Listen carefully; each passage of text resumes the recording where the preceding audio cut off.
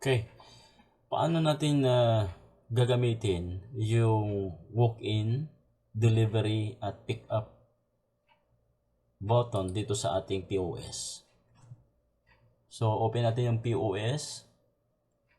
Ngayon, halimbawa ay meron tayong new order, Abel. And then, meron tatlong button dito.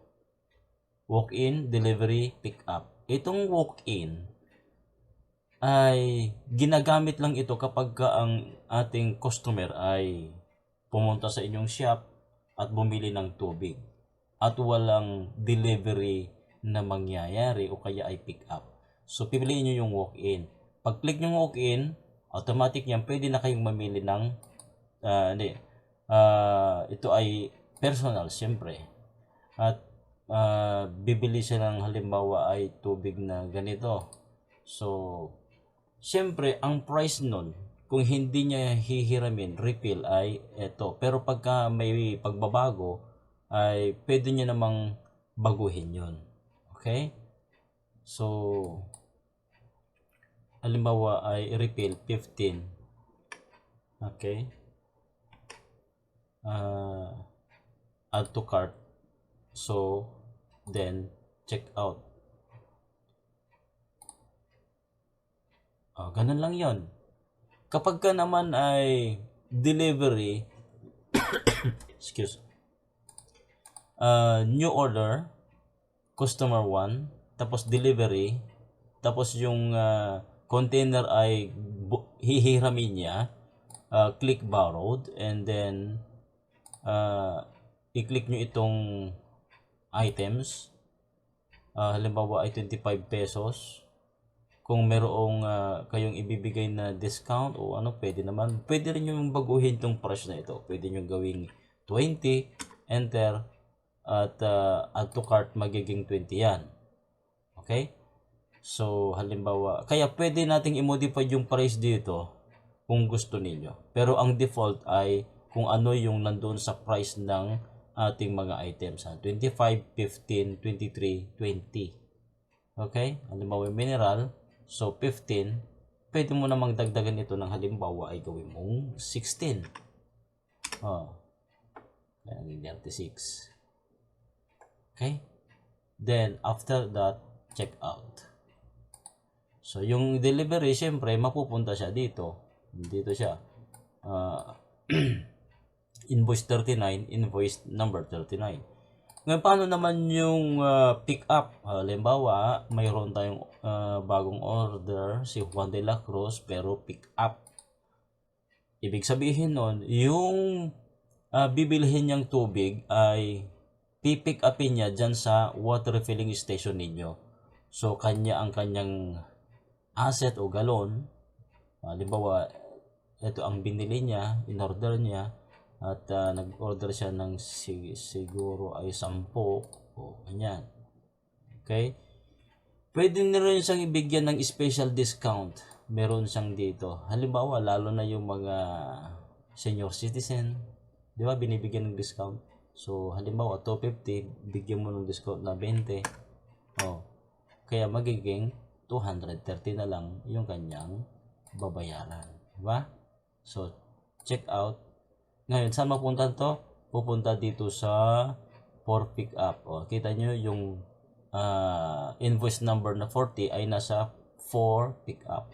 So, pipick upin ito ni Juan de la Cruz. Alright? So, ganun lang ang procedure ng ating walk-in, delivery, and pick up.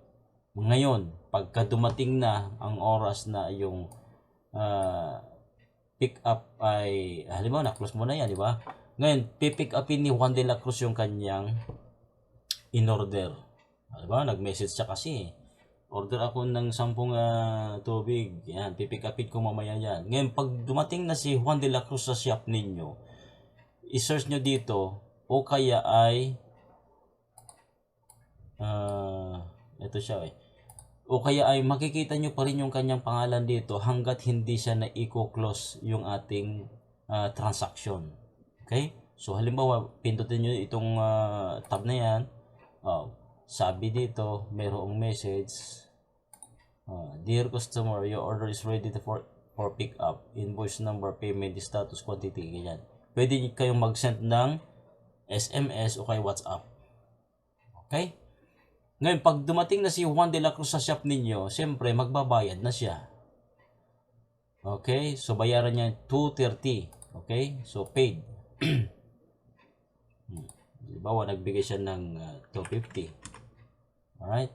And then, kung gusto nyo i-print yung invoice, i-print ninyo. Kung hindi, okay lang yun. Close nyo na yung order. Delivered o kaya ay close. So, pag close nyan, wala na siya dito. Tapos na, paid na si Juan de la Cruz. Yung kanyang order na invoice number ay 40. Okay? So, paano naman yung delivery? Di siyempre, pag pumunta pagka nandyan na yung mga delivery boy ninyo, ay i-assign nyo na itong invoice number 39. Ito yung order kanina. Click nyo yan, tapos pipili kayo ng driver. Kung maraming driver, ay dito, sunod-sunod sila dito. Halimbawa si Abel driver. So, si Abel driver, naka-assign sa kanya yung i-deliver nito. Okay? Ito. Ngayon, halimbawa si Abel na delivery ay bumalik na at dala-dala niya yung 36 pesos. Ang gagawin naman sa system ay i-update. Gawin natin itong paid. Okay? Then, close. Yun, ganun lang yun. Lahat ng on delivery, pwede nyo nang i-close. Halimbawa, paid din yan. I-close natin yan. Disabled siya. Click nyo yung edit. Then, paid lang yan. Tapos, close. Okay? So, ganun lang ang gagawin dito sa walk-in, delivery, pick-up hanggang sa matapos yung transaction.